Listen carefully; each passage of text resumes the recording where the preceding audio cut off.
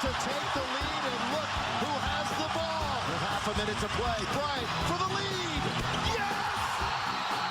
Kobe Bryant! Ora, meus amigos, segunda-feira, à altura falámos aqui um bocadinho de basquetebol, temos muita coisa, não tivemos episódio na quinta-feira, portanto há toda uma série de eventos que não foram abordados, mas que serão abordados.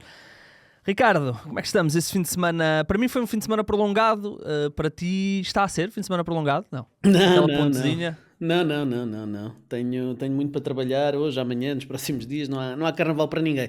Não há carnaval. Também não ligo muito a carnaval e, portanto, prefiro trabalhar. E tu, prolongado porquê? Porque vais para o Ovar para os cursos, é isso? Não, eu não sou como tu, pá. O carnaval diz muito pouco e nós aqui no 00 a empresa dá o dia de carnaval, que é terça, Que mas calma, tem que haver gente a trabalhar no jornalismo, não é? E então eles dão-nos a opção de escolher ou a terça-feira ou um outro dia qualquer, e então eu escolhi um outro dia qualquer, trabalharei amanhã, terça-feira, e escolhi quinta, e como eu folgo às sextas e aos sábados, tive um fim de semana prolongado de quinta, sexta e sábado. Muito bem. Por isso é que eu disse que foi de prolongado.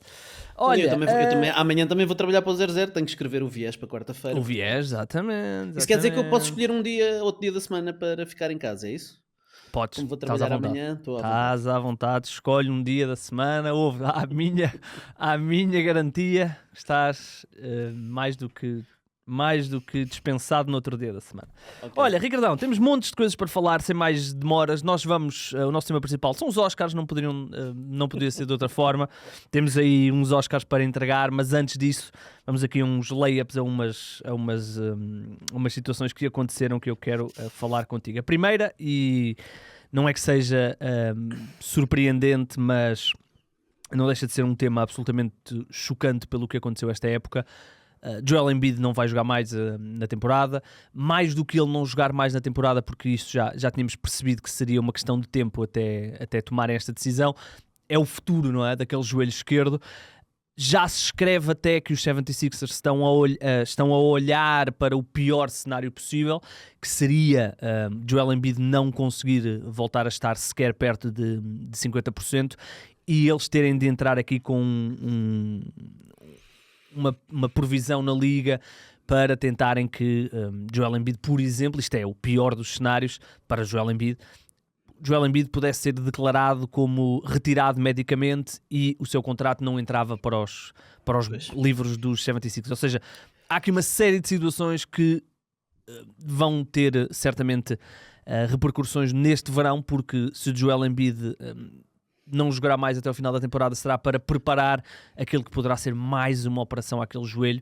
Fala-se até que poderá tomar o mesmo rumo do que, por exemplo, Lonzo Ball fez quando substituiu o menisco numa cirurgia absolutamente histórica.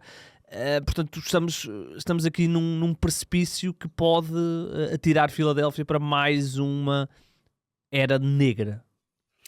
Pois, e é com muita tristeza que falamos dessa possibilidade. Eu quero acreditar que quem começou a levantar essa possibilidade de os 76ers poderem retirar quase clinicamente o Joel Embiid, ou poderem recorrer a essa provisão que faz com que o seu salário não conte para os livros, para o cap no futuro, estivesse apenas a admitir essa hipótese como um cenário hipotético e não por ter algumas informações adicionais do que se passa em Filadélfia. Mas sim, acredito que o front office de Filadélfia esteja a ponderar todas as possibilidades e tendo em conta os sinais que nós recebemos, sobretudo esta época, de ele não conseguir jogar, de ele dizer que back-to-backs nunca mais, provavelmente até ao final da carreira, de ele assumir várias vezes que o joelho não está bem, vai ter que ser operado outra vez. Quer dizer, nós temos tantos sinais de que ele nunca mais poderá ser aquilo que já foi, apesar de, quando volta, parecer que consegue ter um impacto enorme dentro do campo. A verdade é que já perdeu explosividade, perdeu lateralidade, perdeu uma série de coisas. Ele é dominante porque mesmo a meio gás consegue fazer coisas que a maior parte dos jogadores não consegue, mas temo que nunca mais vejamos Joel Embiid ao mesmo nível. Não quer dizer obviamente temo pelo final da sua carreira, seria uma tristeza ele ter que acabar assim, mas temo sobretudo que nunca mais o possamos ver ao seu nível, ao nível de MVP. Eu isso temo sinceramente. Sim, o Joel Embiid tem 3 anos de contrato, 59. Aliás, desculpa, sim, 59 em 26, 27, 64 em 27, 28 e 69 player option em 2028, 2029. Duro. São números difíceis de gerir. E o interessante aqui há aqui alguns pontos, que é, tu falaste dele dentro do campo. Ele dentro do campo, independentemente dos minutos que ele estava no jogo, tu notavas uma grande diferença do Embiid deste ano para o início do ano passado e o ano de MVP dele, que era, ele estava cada vez mais transformado num jogador de jump shot, num jogador de mid-range, e ele aí é letal, aqueles lançamentos um bocadinho à frente do cotovelo, nele é quase como se fosse um afundanço. Mas era isso que ele estava ali. Ele não era um jogador de contacto. Ele estava a fugir desse contacto. E a grande capacidade que o Joel Embiid tinha, para além deste lançamento que ele tem, que é excelente, que é um belíssimo lançamento, um lançamento super efetivo, era a capacidade de misturar as duas coisas. E muitas vezes no short roll tu ficavas na dúvida se ele ia parar para um pequeno lançamento ali naquela área à frente da linha de lance livre, ou se ia penetrar para o cesto, e quando ele penetra para o cesto estamos a falar de um monstro, não é? Portanto, ele neste momento era claramente um jogador de pick and pop, pick and short roll, e era isto. O Joel Embiid era isto. E eu acho que mais do que a questão dele não fazer back-to-backs, que isso aí, pronto, temos imensos jogadores que não fazem back-to-backs, declaradamente ou não declaradamente, ele nunca me pareceu saudável este ano, em nenhum momento. Pois.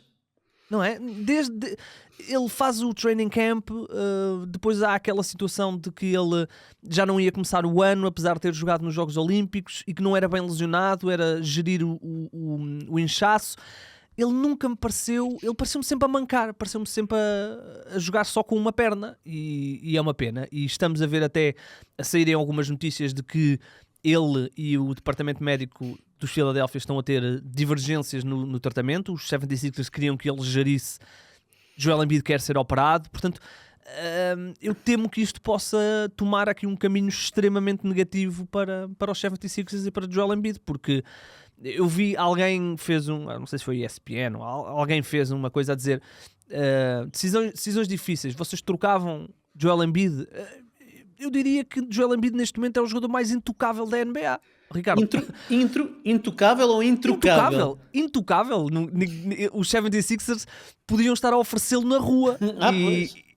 É intocável. Ninguém vai trocar por Joel Embiid. Eu já ouvi gente a dizer que para aceitar Joel Embiid tinham que lhes dar o Tyrese Maxey. E mesmo assim não sei se aceitavam. Pois é isso. Eu acho que disse isso. Eu acho que quando eu fiz recentemente um podcast só sobre trocas e não sei o quê, eu disse isso, que neste momento, se eu fosse GM, tinham que me dar o Tyrese Maxey para ficar com o Joel Embiid, porque este contrato pronto, é complicado. Player option em 2029 de 70 milhões. Dá vontade de rir, é verdade. A minha questão é esta, para terminarmos o assunto de Joel Embiid. Os 76ers sabiam que quando Joel Embiid regressou no ano passado, ele não estava bem. Eles arriscaram e podem ter feito ali, nós não temos essa informação, mas aquilo que nos parece é que Joel Embiid apressou o seu regresso no ano passado porque os Philadelphia estavam num bom momento e ele acreditou que podiam fazer algo especial nos playoffs. Ele regressa e advém todos estes problemas. Os 76ers sabiam disto tudo e mesmo assim no verão, com ele lesionado, é verdade que ele vai aos Jogos Olímpicos, mas decide não lhe dar este contrato. Este contrato ou esta decisão pode envelhecer como a pior decisão dos últimos 20 anos dos 76ers. Dos 76ers. Da NBA não, porque temos a troca de Luka Doncic, não é? Mas sim, é possível sim, que seja uma das piores decisões de management dos últimos anos. Dar um contrato e aceitar que Joel Embiid regresse, tendo eles tantas provas de que ele não é fiável do ponto de vista da saúde, pode ser de facto uma decisão horrível. E uma player option, nem é team option. É E a player option, não é? Dar ao Joel Embiid a possibilidade dele próprio decidir unilateralmente voltar por 70 milhões. 70 milhões, enfim, nós temos sempre que enquadrar isto de acordo com percentagens do cap, mas mesmo são assim 33%. São 33% são do 30 cap. e tal por cento, exatamente. Assim, partindo do princípio que o cap sobe 10% nos próximos anos, ano a ano, vai representar 33%. Não é tão dramático, por exemplo, em 2026, 2027 ele ganha menos 10 milhões, são 59, mas o hit no cap são 35%. Portanto, há aqui uma série de nuances, mas sim, ainda bem que fizeste essa ressalva. Olha, já que estamos a falar de postes lesionados, o Sabonis lesionou-se, eles estão-lhe a chamar um estiramento de nível 1, portanto ele vai ser reavaliado daqui a uma semana, mas nunca regressará antes de 2-3 semanas, apesar de a NBA ter um historial de apressar este tipo de lesões no hamstring. Mas olhando aqui para a Conferência Oeste, Ricardo, para enquadrar isto, independentemente de quando é que ele regressa ou não, os Sacramento Kings estão a caminhar com ou sem Sabonis para o jogo 9-10 do play-in. Depois é só saber se o jogo será em Sacramento ou noutro sítio qualquer, não é? Pois, tendo em conta que os Phoenix Suns não aparentam dar sinais de vida, podiam ser a equipa aqui que podia ameaçar entrar nos 10 lugares de play-in, ali no top 10, mas tendo em conta que isso não acontece e que nós também não vemos forma de mudar, até porque as notícias que chegam de Phoenix são assustadoras, a verdade é que os Sacramento Kings, com esta lesão que deve, como dizes, deixar o Sabonis de fora mais do que uma semana, apesar de terem neste momento uma série de 3 vitórias consecutivas, não sei se conseguem sobreviver a essas 2-3 semanas, seja o que for, sem o poste lituano. Sim, eles na altura foram buscar o Valanciunas para ser backup, naturalmente dá-lhes alguma tranquilidade, ou dá-lhes pelo menos ali um jogador capaz de jogar 30 minutos em NBA, que é o Valanciunas, mas diria que eles inevitavelmente ou vão acabar em 9º ou em 10º, e depois logo sei o que é que vai acontecer no play-in. E teremos tempo depois para analisar esta era de Sacramento que poderá também estar a caminhar para o fim, porque independentemente do que aconteça neste play-in, não sei até que ponto é que o Sabonis vai ficar confortável a falhar os playoffs 2 vezes, o que parece ser o cenário mais provável. Olha, não parece que ele seja gajo de levantar muitos problemas, pelo menos que nós saibamos, não é? Porque aparentemente, depois da saída de Mike Brown, umas semanas depois, surgiram vários reportes dos nossos amigos beat reporters de Sacramento a dizer que o Sabonis não tinha uma relação de grande proximidade com o Mike Brown e, portanto, não foi propriamente um dos jogadores que ficou muito insatisfeito com a saída do antigo treinador.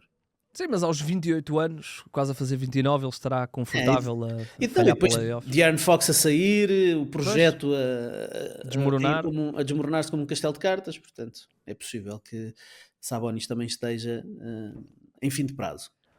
Vamos ver. Estou curioso para ver o que é que vai acontecer ali em Sacramento. Olha, mais 2, 3 coisinhas. Primeiro, eu era para ter falado disto na semana passada e passou-me completamente, mas hoje queria dizer...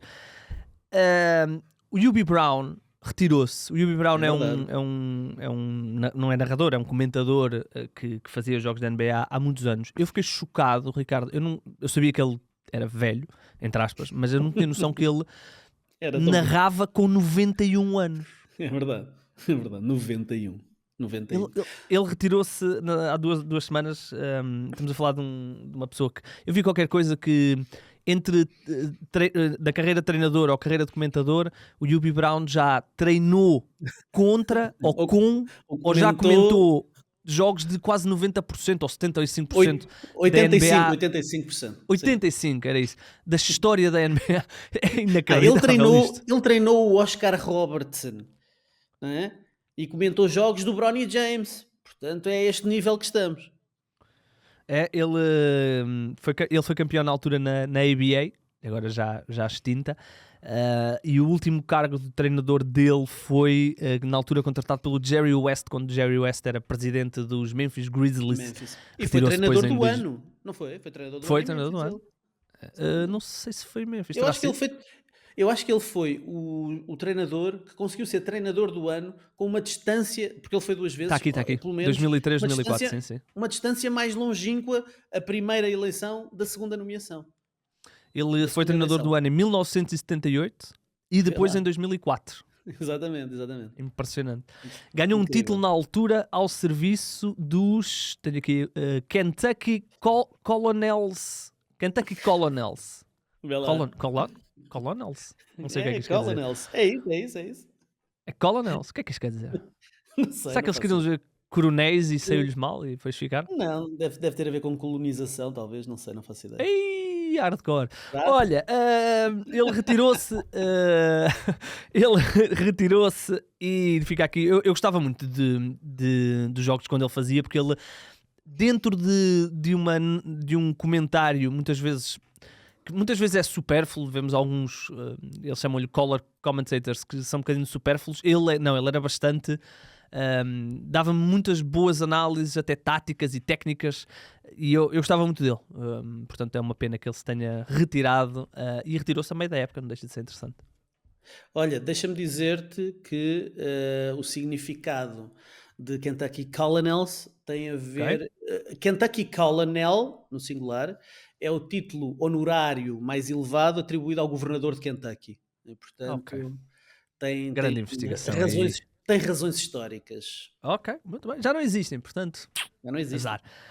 Olha, tivemos aqui uma semana muito interessante para os Boston Celtics. Tiveram aqui 2 derrotas, Detroit e Cleveland Cavaliers, depois ganham aos Denver Nuggets. Não sei se tu te lembras, certamente te lembrarás que uma das coisas que nós apontávamos aos Celtics no ano passado e há 2 anos era que a equipa parecia adormecer. Parecia que as coisas eram tão fáceis para eles que eles depois deixavam os adversários reentrar nos jogos. E eu vi esses jogos. Vi o jogo com Detroit, vi o jogo com os Cavaliers e vi ontem com Denver, e eu senti isso mais nos últimos 2, contra os Cavs e contra os Denver, que eles chegaram a uma vantagem rapidamente tão alta. Contra os Cavs chegaram a ter 30 pontos ou perto disso, contra os Denver, contra os Pistons, exatamente. Estão a ganhar bastante de largo no primeiro período, com o Jason Tatum e o Jaylen Brown a dizer get the fuck out of here, e depois exatamente. Eu fiquei com essa ideia de Boston e, portanto, aquilo que poderia ser resultados preocupantes, derrota com os Cavaliers, derrota com os Detroit, eu saí dos jogos dessa semana e Boston não tem o Jrue Holiday, que está com um problema num dedo e vai ter que o gerir até ao final do ano. Porzingis também não jogou algum destes jogos por estar doente, mas eu vi esses jogos, termino a semana e penso, os Boston ainda estão, na minha opinião, acima dos Cavaliers. Apesar da derrota, eu senti que foi mais os Cavaliers mais os Boston a deixarem os Cavaliers reentrar no jogo, e depois Donovan Mitchell e tudo o resto aconteceu, do que propriamente a equipa a ser pior do que os Cavs. Não sei se ficaste com esta opinião também. Eu mantenho a opinião que os Boston Celtics são a equipa mais forte da conferência este. Acho que os Cavs estão claramente a diminuir as distâncias e a aproximar-se. Acho que tudo o que fizeram este ano foi perfeito, e vou falar hoje um bocadinho dos Cleveland Cavaliers, portanto vou deixar lá mais para a frente, mas continuo a achar que no jogo de caça dos matchups nos playoffs, os Cavs têm mais debilidades do que os Boston Celtics.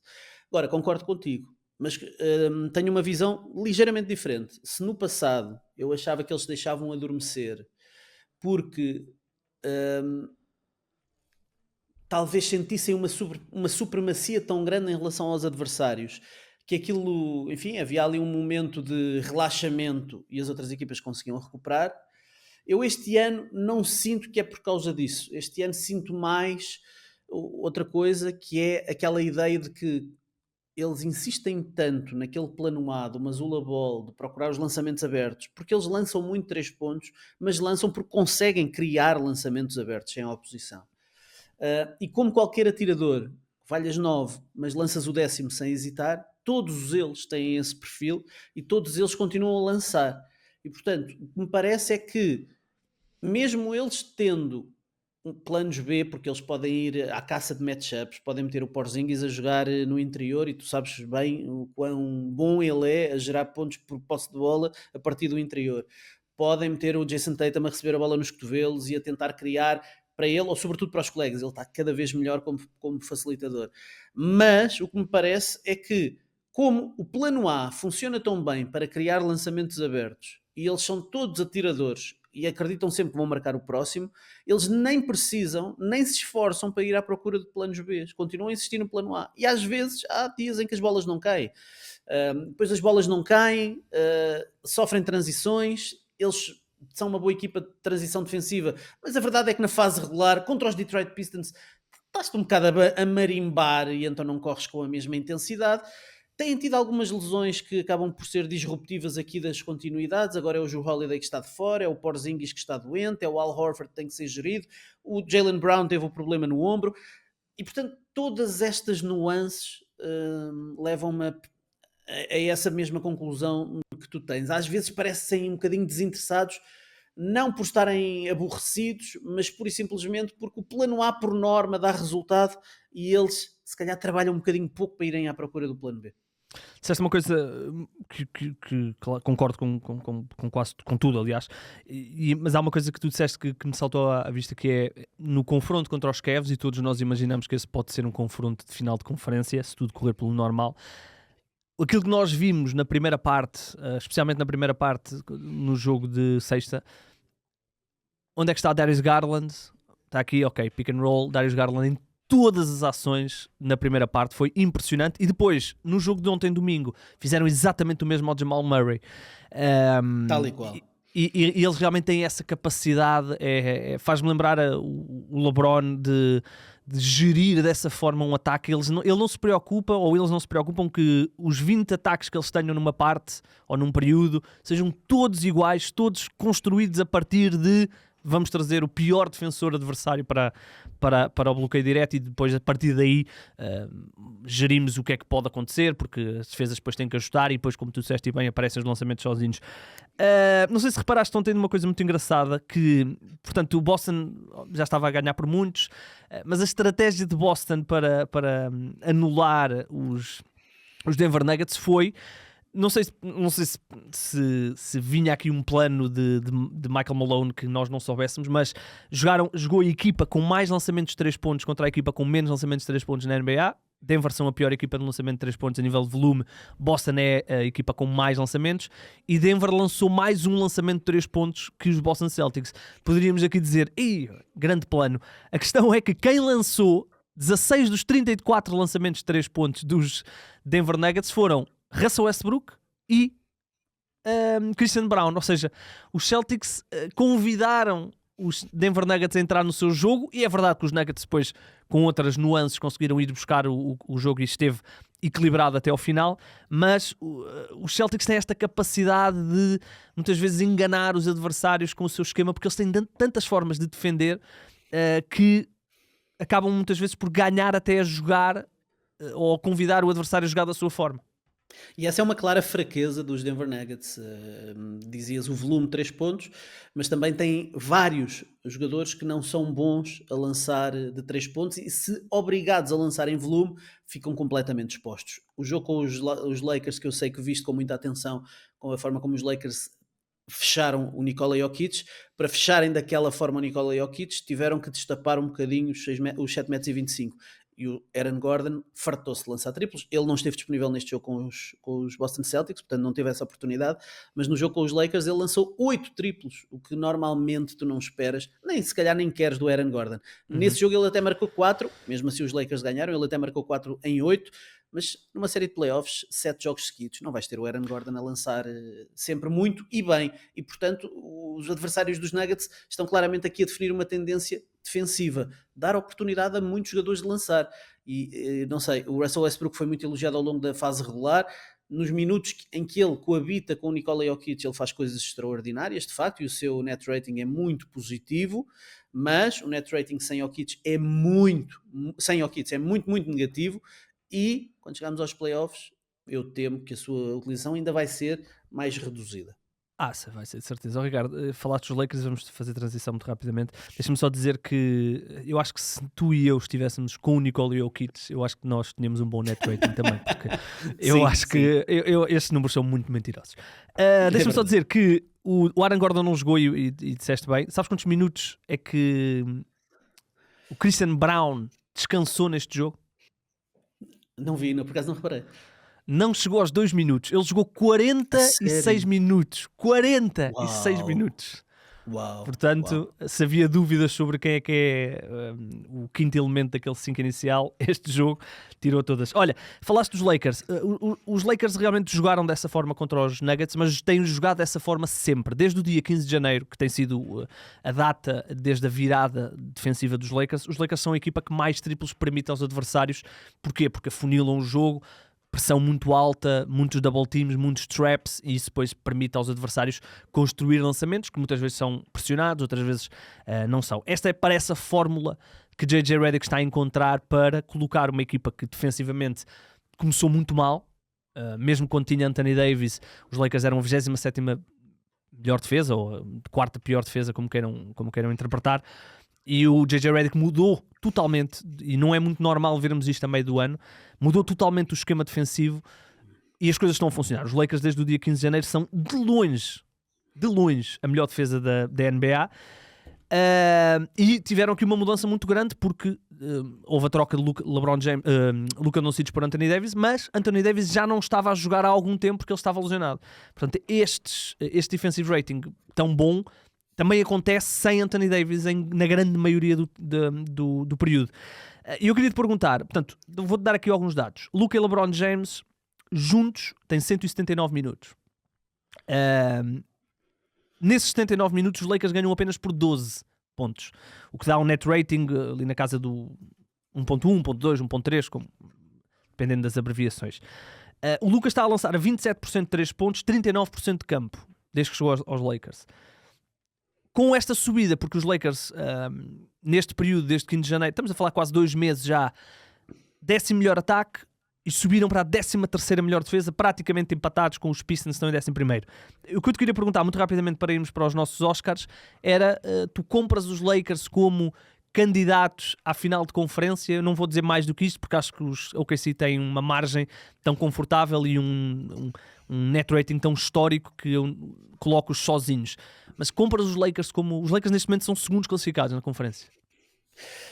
Sabes que na Conferência Oeste, em primeiro lugar, eu não consigo comprar nenhuma equipa para a final de conferência com o Jackson Hayes como pós-titular. Portanto, isso é uma premissa que para mim me custa muito deixar-me convencer que eles possam ser candidatos a uma final de conferência. Eu sei que quando chegarmos aos playoffs o Jackson Hayes não vai jogar 25 minutos por jogo, se calhar vai jogar menos de 20 e vamos ter mais lineups com Dorian Finney-Smith e Jared Vanderbilt como 2 quatros que fazem ali as posições interiores. O próprio LeBron James, se for preciso, pode encostar num jogador grande mais pesado.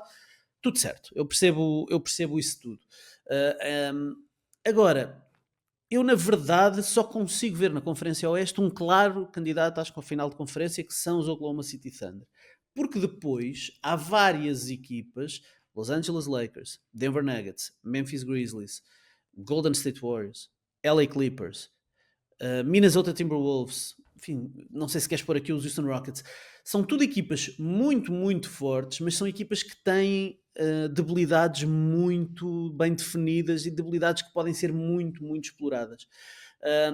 E, portanto, todas as outras equipas estão num patamar inferior aos Oklahoma City Thunder, mas se dessas me dissesse, epá, tens que apostar numa, está aqui o dinheiro, tens aqui as fichas, mete o dinheiro numa. Epá, então eu vou ter que ir para a equipa que tem o melhor jogador do mundo. Denver Nuggets, não é? É.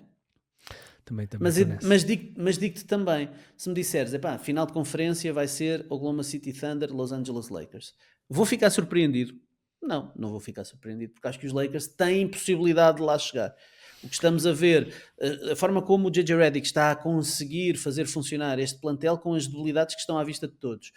O potencial que tem para crescer, porque o Luka vem da pior lesão da sua carreira, está a adaptar-se do ponto de vista dos esquemas aos Lakers, está a tentar melhorar do ponto de vista mental, porque ele ficou claramente abatido com a traição de que foi alvo, e portanto, quando isto tudo melhorar, eu acho que os Lakers ainda vão ser mais capazes de assustar os adversários. Ainda assim, têm debilidades que não podemos deixar de referir, e portanto, se chegarem às finais de conferência, não posso dizer que seja uma surpresa.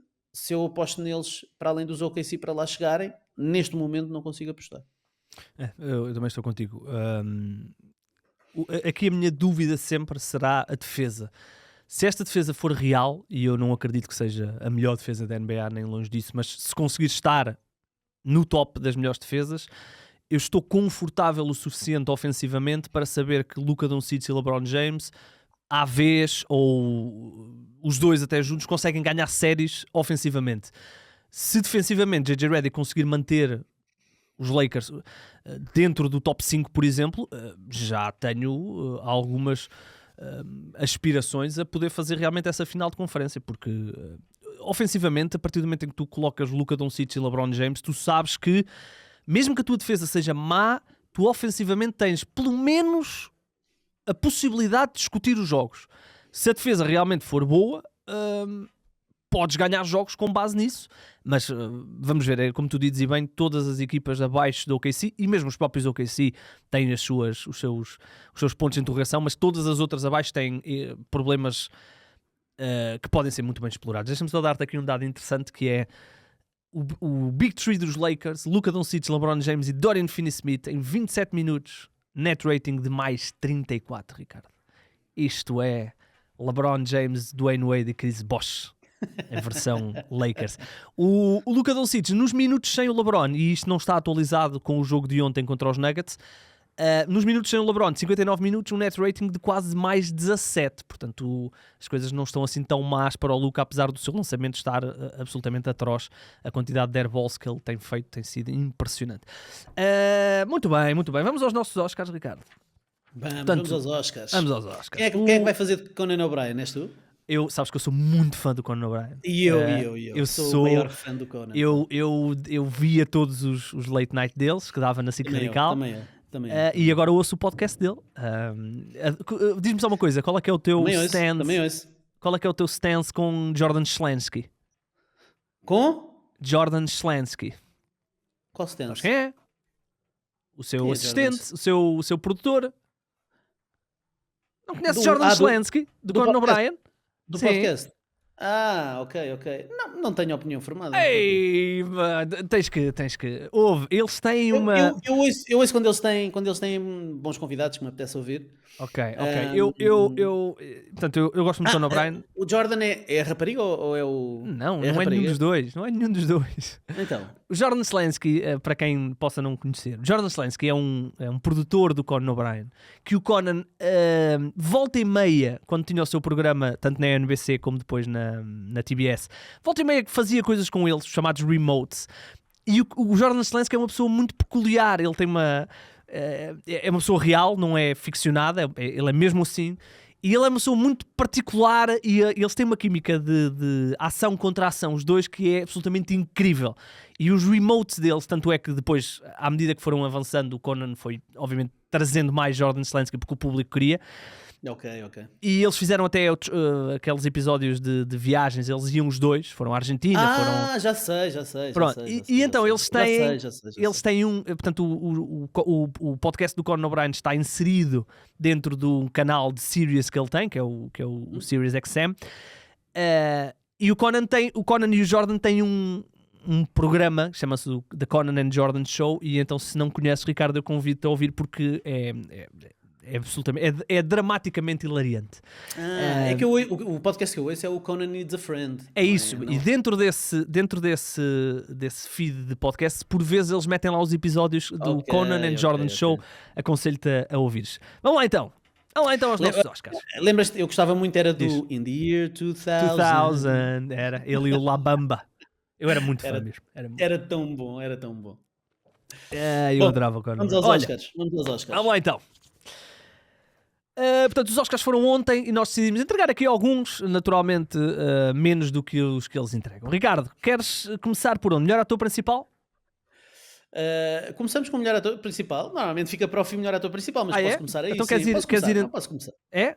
Eu estou a começar não sei, pelo... diz-me tu. Tu é que mandas. Tu és o Conan aqui. Eu Tu és a academia.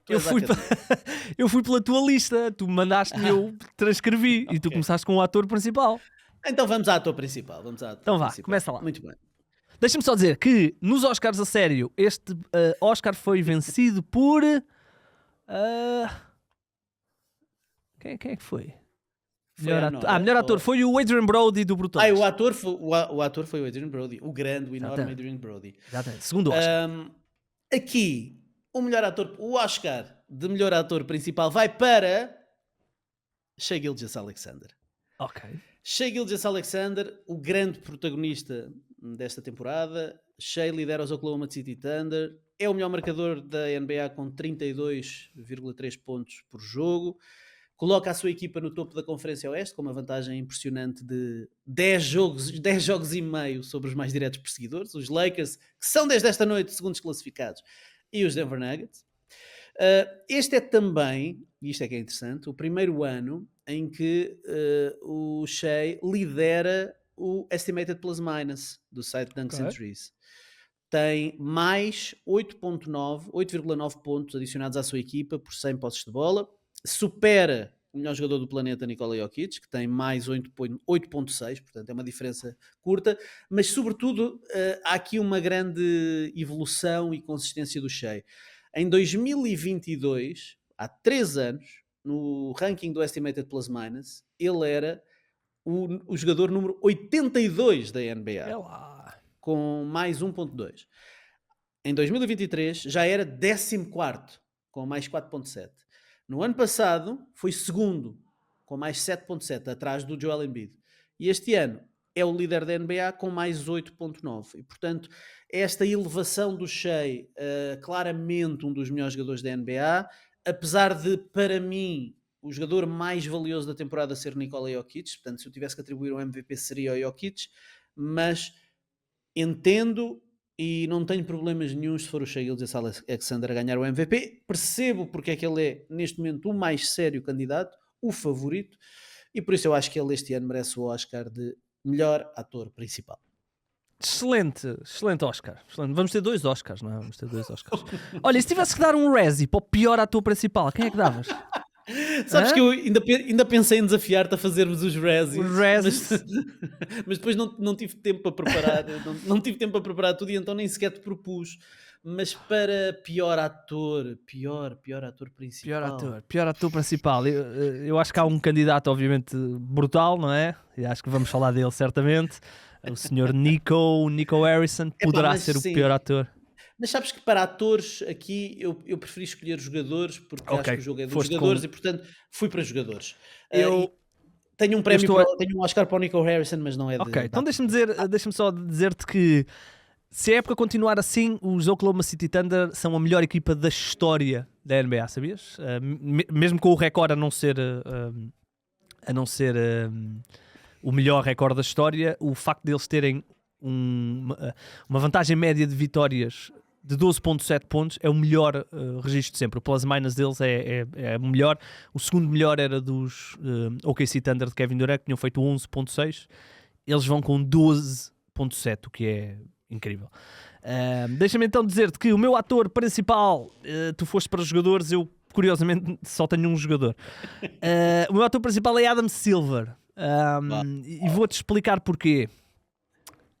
Desde que Adam Silver pegou na NBA, no pós David Stern adorava mercados dominadores, grandes equipas em grandes mercados. E Adam Silver sempre defendeu a paridade. E esta nova CBA vinha ao encontro disso, não é? Castigar os mercados, castigar as equipas que tinham mais dinheiro, os Warriors, a malta do Texas e não sei o quê. E o facto deles ter conseguido o melhor de 2 mundos no mesmo ano, no ano em que a nova CBA entrou em total e estávamos aqui todos a discutir que se calhar foram demasiado longe e que podíamos ter aqui assassinado uma das grandes armas da NBA, que é o mercado. E no mesmo ano ele tem Oklahoma City Thunder, um mercado pequeno, a dominar. Tem Cleveland Cavaliers a dominar. Ao mesmo tempo tem equipas de grandes mercados, Knicks, Lakers, Boston em bom estado. Ainda conseguiu trocas nunca antes vistas. Logo, a começar pela do Doncic, mas outras, de Aaron Fox, etc. Portanto, eu acho que Adam Silver deve estar sentado no seu trono. Eu imagino sempre que o comissário se senta num trono com um gatinho branco ao colo, a beber um copo de vinho num cálice digno de um Senhor dos Anéis, e está a pensar: eu sou bom no que faço. E portanto eu declarei Adam Silver o vencedor do Oscar porque ele está a ter o melhor de dois mundos. E portanto ganha para mim o Oscar de melhor ator principal, mas gosto que a tua via tenha ido para os jogadores. Vamos ao melhor ator secundário? Olha, se calhar Diz. estamos a esticar-nos nas explicações. A orquestra ainda não tocou música para nos mandar calar Temos, quando a gente fala, mas vamos continuar. Muito bem, qual é o próximo Oscar? Melhor ator secundário que na melhor vida ator real ganhou melhor atriz. Foi o Kieran Culkin. Kieran Culkin. Gostei muito do filme. Aliás, eu vi quase todos e portanto, gostei grande muito. fã de Succession, portanto fiquei Eu nunca vi feliz. Succession. Embora também estivesse nomeado o Jeremy Strong do Succession. Se não viste Succession, então eu vou desligar e nunca mais quero fazer um episódio de podcast contigo enquanto não viste Succession. Vai para casa fazer binge de Succession, porque eu não volto a falar contigo. Não Deixa-me fazer-te esta pergunta. Já montes de gente me disse isto. Eu vi o primeiro episódio, depois não tive aquela. Portanto, tu aconselhas-me a fazer binge ao Succession? Sim, sim. Totalmente. Não vais ficar desiludido. As épocas não. As várias seasons não ficam piores à medida que avançam. Para mim, a par de The Wire, de Sopranos, está no top 3, top 5 das melhores séries de sempre. Ok. Então é o endorsement que eu precisava. Ator secundário, então. Quem é que tens? O Oscar de melhor ator secundário vai para Donovan Mitchell. Ok. Donovan Mitchell pode parecer estranho ser melhor ator secundário porque é a grande estrela, o melhor jogador da melhor equipa, da equipa com o melhor registro da NBA, a primeira equipa a chegar às 50 vitórias. Mas porque é que já estão apurados para o playoff, são a única equipa já apurados para o playoff. Porquê é que eu lhe atribuo o Oscar de melhor ator secundário? Portanto, numa história de sacrifício, eu escrevi autênticas sinopses, atenção, para explicar. Numa história de sacrifício, de maturidade e sobretudo de liderança, o Donovan Mitchell aceitou reduzir o seu protagonismo para permitir que os seus colegas de equipa, em especial o Darius Garland e o Evan Mobley, pudessem brilhar, o que os elevou ao estatuto de All-Star. Como sabemos, foram os 2 All-Stars em estreia, e isso só aconteceu porque o Donovan Mitchell aceitou reduzir o seu protagonismo. O Donovan Mitchell está a baixar as suas médias praticamente em toda a linha, mas aquilo que ninguém fala é que ele, o ano passado, jogava 35 minutos por jogo e este ano está a jogar 31 minutos por jogo. A sua usage no ano passado era acima de 30%, este ano é abaixo de 30%. E, portanto, o seu papel, menos proeminente do que em anos anteriores, tem sido fundamental para o sucesso coletivo dos Cleveland Cavaliers. E este novo Mitchell, com o salto de Garland e Mobley, com a adição de DeAndre Hunter, com a liderança de Kenny Atkinson, coloca os Cavs cada vez mais perto dos Boston Celtics aqui na hierarquia das equipas da NBA. Eles estão acima deles na classificação, é verdade. Podem garantir o fator casa na primeira ronda e até às finais da NBA, ou pelo menos até às finais de conferência no Oeste. E tudo isto só acontece porque o Donovan Mitchell aceitou o repto do Kenny Atkinson para reduzir o seu protagonismo, para dar palco aos seus colegas, e é por isso que estamos a ver a época de carreira do Darius Garland e estamos a ver esta explosão do Evan Mobley, e por isso, sendo ator principal em Cleveland, ele aceitou aqui um papel secundário para dar espaço aos colegas, e isso para mim é a justificação para o sucesso dos Cavaliers. Concordo, 200%, e acrescento só que, como vimos, por exemplo, no jogo contra Boston, ele terá sempre a capacidade de explosão. Ele faz 41 pontos contra Boston, e aquilo que vimos no ano passado era que ele chegou já cansado ao playoff e depois lesionou-se e não sei o quê. Portanto, sem dúvida, excelente escolha. Donovan Mitchell realmente aqui com uma mostra de maturidade muito interessante nesse aspecto. Olha, eu dei como melhor ator secundário, e aqui eu queria sempre dar a alguém que estivesse nos bastidores, por ser secundário, dando o papel principal aos jogadores. Eu coloquei Sam Presti. Eu acho que Sam Presti, aqui dentro das suas habilidades, como ator secundário fora jogo e fora decisões NBA, neste caso com o Adam Silver, está também sentado na sua cadeira a ver os frutos do seu trabalho. a troca do Paul George continua a dar benefícios. A troca do Paul George pode-lhe ter dado um MVP, por exemplo. As imensas boas escolhas de draft que ele vai buscar, porque não é só o Big Three, há ali o Kendrick Williams, o Cason Wallace, uma série de jogadores, o Jalen Williams, todos jogadores de rotação, jogadores que, por exemplo, se estivessem nas outras 29 equipas, estariam a jogar muitos minutos, e portanto Sam Presti eu coloquei aqui como também oscarizado, como melhor ator secundário. Vamos ver se não vai conquistar finalmente o título, se não deu com Kevin Durant e com James Harden e Westbrook, poderá dar com Shai Gilgeous-Alexander, Chet e Jalen Williams. Ricardão, melhor filme? Melhor filme. O Oscar de melhor filme vai para a saga de Jimmy Butler. Ok. Ora, porquê é que eu escolhi a saga de Jimmy Butler? Eu não sei se tiveste a oportunidade no teu curso de jornalismo ou de ciências de comunicação. Eu, no meu curso, tive várias cadeiras de cinema. E uma das coisas que aprendi foi que uma narrativa de cinema deve seguir várias regras clássicas para fazer um bom filme.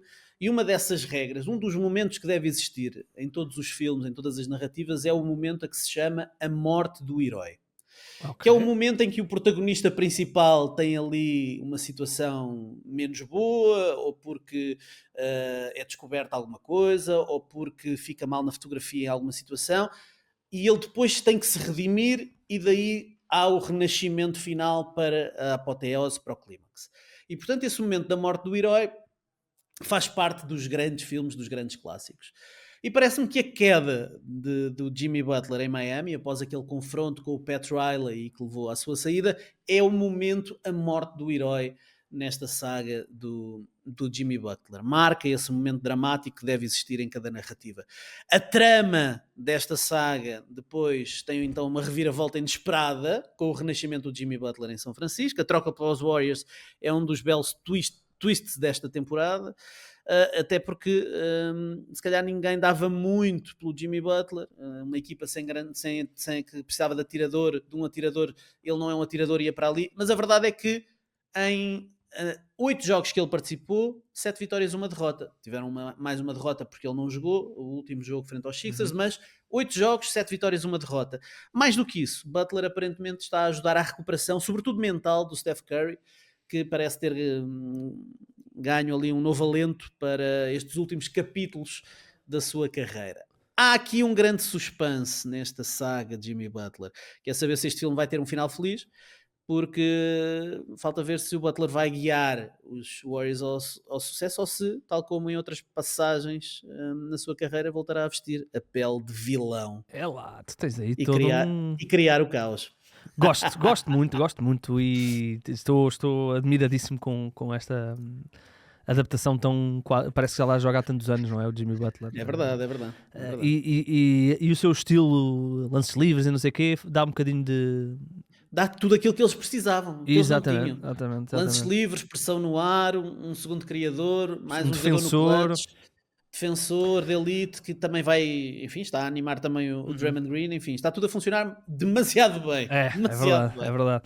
Olha, já depois também quero dar um toque sobre isso, portanto não me vou alongar. O melhor filme para mim, sabes que eu sou grande fã de filme de espiões, gosto de coisas, então se tiver tipo Guerra Fria por trás, eu estou dentro da cena.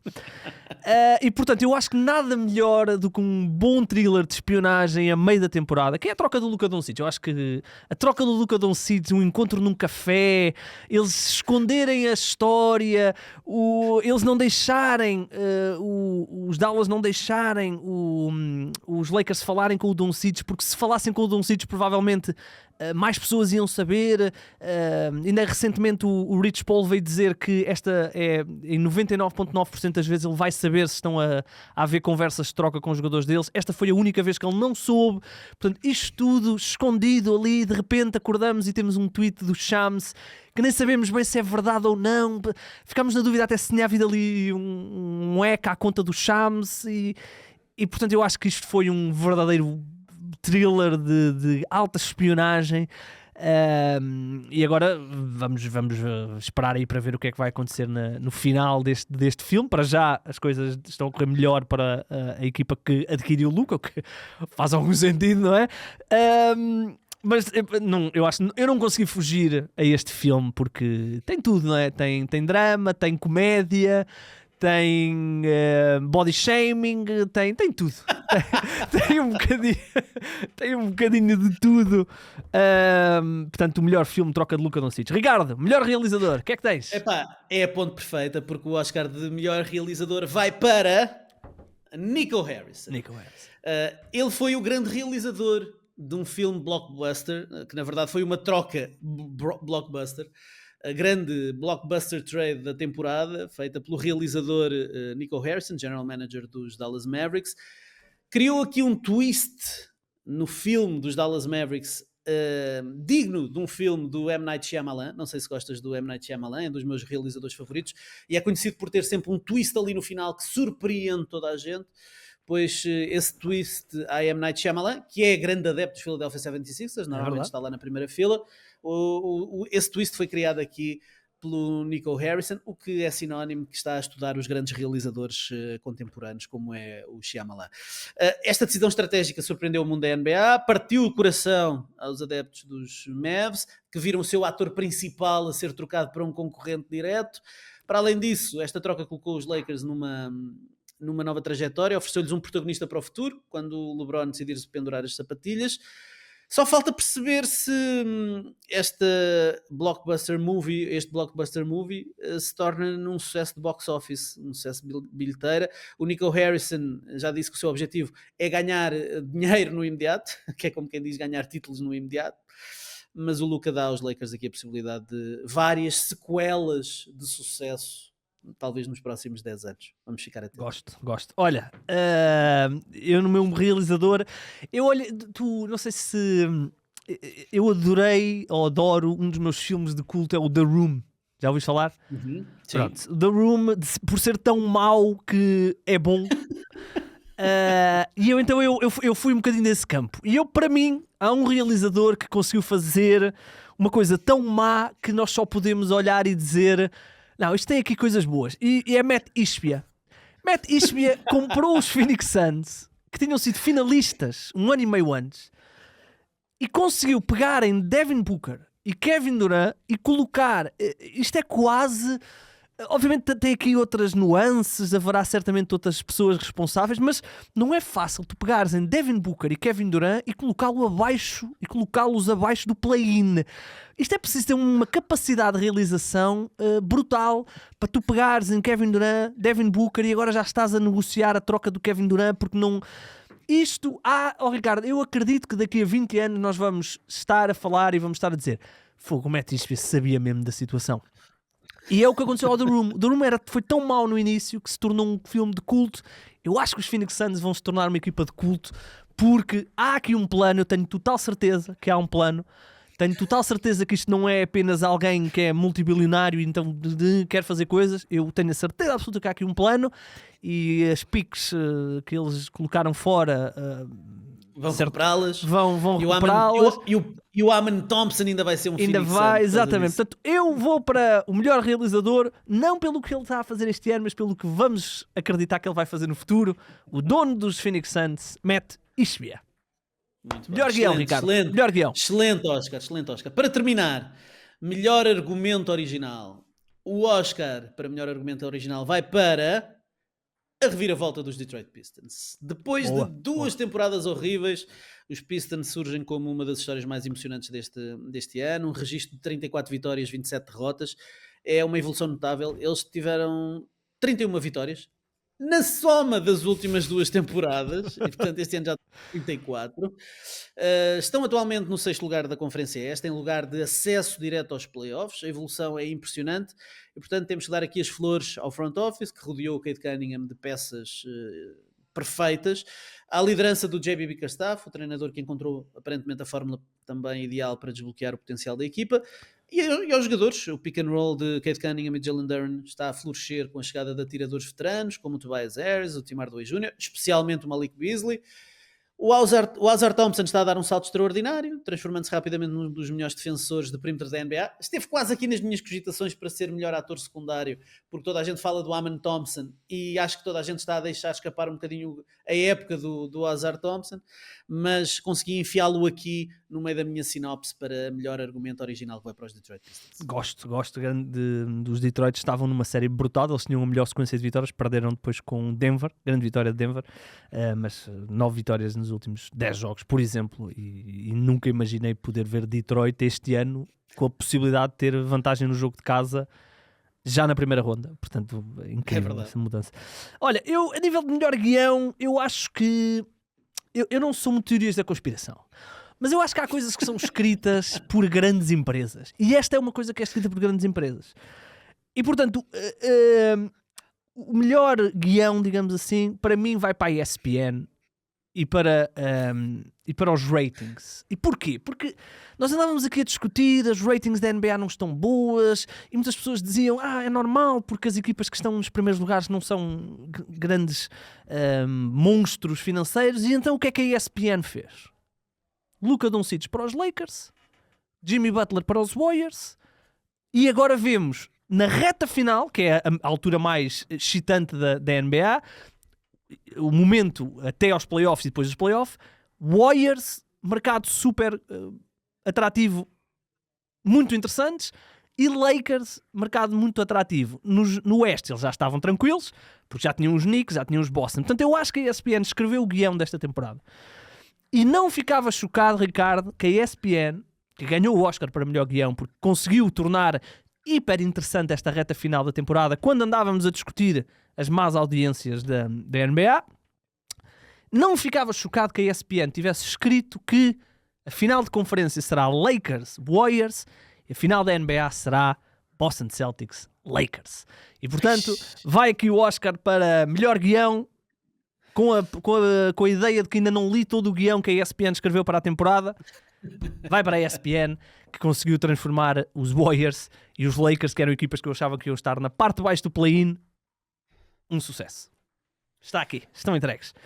Pá, Conan, acho que isto foi uma excelente edição. Foi uma excelente edição. E eu ainda acrescentei aqui melhor maquilhagem, Jeremy Sohan, aqui um pequeno Oscarzinho, porque o cabelo do Jeremy Sohan é sempre muito interessante. O Jimmy Butler também podia ganhar esse, que andou ali pintado o cabelo de acordo com as equipas. É verdade, depois não conseguiu ir para Phoenix. Será que ele está arrependido de não ter ido para Phoenix? Não sei.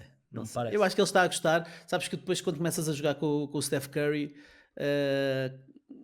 a tua vida muda, e eu acho que ele está ainda nessa lua de mel destes primeiros tempos em Golden State. Diz-me por favor, Conan, que para fechar esta edição tens os The Roots a tocar.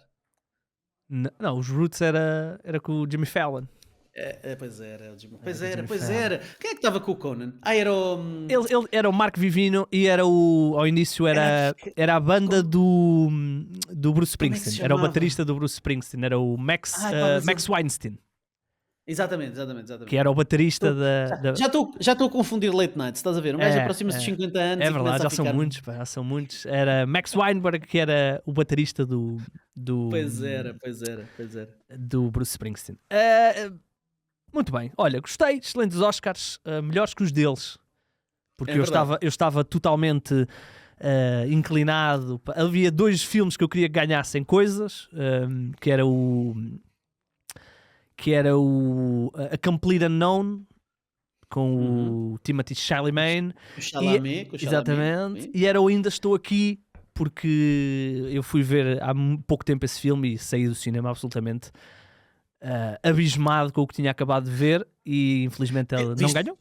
O quê? Viste quando o Al Horford fez um grande jogo e publicou uma story a dizer ainda estou aqui. Foi? Foi. Olha, boa.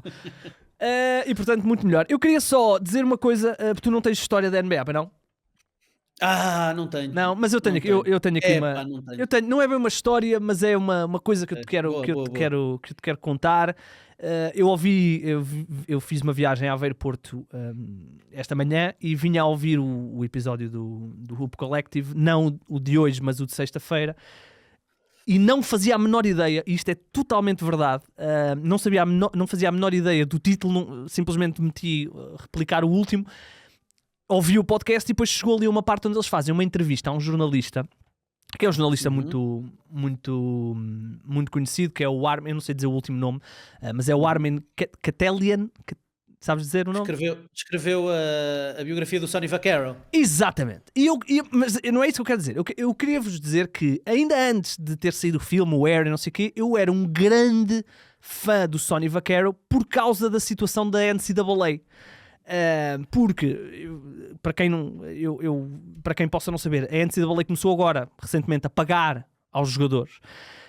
E eu acompanhei o caso em que eles foram processados por um antigo jogador que processou a NCAA por usar os direitos da sua imagem num jogo de computador ou de PlayStation, o que era. Ele processou-os por dizer que como é que é possível vocês nunca me pagaram e agora ainda estão a usar a minha imagem 20 anos depois de eu me ter retirado para um jogo onde vocês recebem tudo e eu não recebo nada. Então ele processou-os. E quem o ajudou, ou uma das pessoas mais influentes nesse processo, foi o Sonny Vaccaro, que foi uma das personagens mais influentes nesta decisão. Na altura a decisão foi do... o processo foi do Dan ou Dave, agora estou na dúvida, O'Bannon contra a NCAA, e eles ganharam muito por causa dos testemunhos e das provas que Sonny Vaccaro arranjou nesse processo.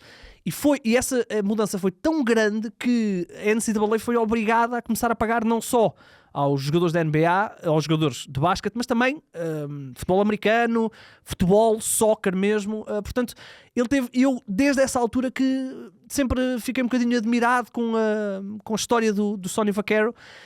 Obviamente depois foi exponenciada no filme do Air, onde conta a história do Michael Jordan. Ele teve muita influência também no Kobe Bryant, teve muita influência em quase levar o LeBron James para a Adidas. Na altura ele estava na Adidas, e descobri que foi escrito um livro com o Sonny Vaccaro, que tem 80 e tal anos, 85, 86. Foi escrito um livro, saiu em fevereiro, chama-se Legends and Souls. Não é souls de almas, mas souls de sapatos. E portanto fiquei absolutamente louco para ir, já encomendei o livro, portanto agora é uma questão de esperar. E portanto queria contar essa história e sugerir às pessoas lerem este livro, porque se foi realmente a história do Sonny Vaccaro e aquilo que nós conhecemos são muitas vezes retalhos, acho que vamos ficar, ou vão ficar, quem possa não conhecer tão por dentro, vão ficar super admirados, porque ele é uma figura ímpar no mundo do desporto, no mundo do basquetebol, e tem histórias brutais. E uma das histórias que vem no livro, ele conta que, pode ser a nossa história da NBA de hoje, Ricardo, ele conta que quando ele já estava na Adidas, ele sai da Nike para ir para a Adidas, ele convence LeBron James a ir para a Adidas, prometendo ao LeBron, não é prometendo, mas garantindo ao LeBron James que lhe ia dar 100 milhões num contrato, que era um número, por exemplo, maior que o Kobe Bryant, que tinha acabado de ir também para a Adidas. Eles chegam à reunião, fazem toda a apresentação, o LeBron estava... onde é que está o papel para eu assinar? E quando o Sonny Vaccaro abre a proposta para dar ao LeBron James, apercebe-se que a Adidas, o corporate, mudou a proposta, e os 100 milhões que ele tinha prometido ao LeBron e à Glória, afinal eram só 70. E o LeBron olha para o papel, olha para o Sonny Vaccaro percebe o que é que lhe acabou de acontecer. Basicamente, com o espírito, diz ao LeBron James: pronto, fomos todos enganados pela a minha empresa Adidas. E portanto o LeBron acaba por ir para a Nike. E portanto o que é que poderia ser neste momento a Adidas com o LeBron James? Incrível. E aparentemente esta história está no livro, e é uma história brutal que eu não fazia a menor ideia. Sabia que ele tinha reunido com a Adidas, mas sempre achei que tinha sido uma reunião normal. Mas não, ele foi... Sonny Vaccaro foi enganado pela sua própria empresa, que mudou a proposta, e em vez de 100 meteu 70, e o LeBron James tinha 100 da Nike, e então foi para a Nike, e hoje é uma das grandes figuras da Nike. Um jogador que não tem qualquer tipo de escândalo na sua vida, não é? Portanto é um embaixador perfeito para qualquer marca. E está aqui esse livro. O que a Nike beneficiou de casos maltratados, quer do Michael Jordan, quer do LeBron James. E do próprio Kobe Bryant, porque o Kobe sai da Adidas para ir para a Nike, porque teve ali problemas com a Adidas. Isto só poderia ser melhor para a Nike se o Nico Harrison não tivesse estragado o pitch para o Steph Curry, não é? É verdade, eu não sei disso. Não sabias? Não, peraí, Nico Harrison arrebentou com Steph Curry e com Luka Doncic. O que consta é que o Nico Harrison, quando foi fazer o pitch ao Steph Curry, antes dele assinar com a Under Armour, foi fazer o pitch ao Steph Curry e cometeu 2 erros durante esse pitch. Primeiro chamou Seth em vez de Steph. E depois, quando abriu a apresentação, era a apresentação do Kevin Durant. E não, é do Steph Curry. É o que consta, não sei se isto é real, mas saíram vários reportes agora depois da troca do Luka a dizer que estes episódios tinham acontecido. Olha, ok. Não sabia, desconhecia. Muito bem, olha, então parabéns, Nico. 2 conseguiste. Mas olha, agora tens o Anthony Davis. Sim, tem o Anthony Davis, está de volta ao seu menino da Nike, sim. É verdade. Olha, vamos embora, Ricardão. Foi um gosto. Gostei deste episódio. Está um bom episódio. Belo episódio. Tocámos em muita coisa. Nós voltaremos na quinta-feira, ou eu voltarei na quinta-feira. Tu ias dizer alguma coisa? Ia dizer-te que eu volto na próxima segunda e se não tiveres visto Succession do princípio ao fim... Ei, não, isso não vou ver, mas vou ver. Despeço-me logo. Prometo que quando Vou-te fazer perguntas sobre a primeira temporada. Prometo que quando voltarmos a falar, a primeira temporada tem quantos episódios? Eu não faço ideia. Succession Season 1 Episodes. Ora bem, a primeira temporada de Succession tem 4, 7, 10 episódios. Eu prometo que quando voltarmos a falar, eu vi 6. É? Pelo menos 6. Ok. Tá bom? Vou ler as sinopses para me recordar como é que foi o início da primeira temporada, que é para depois ter que estar à parede. Ok, combinadíssimo. Podes fazer uma pergunta no próximo episódio. Vamos embora e se conseguirem fundar 3, mandem-nos o vídeo.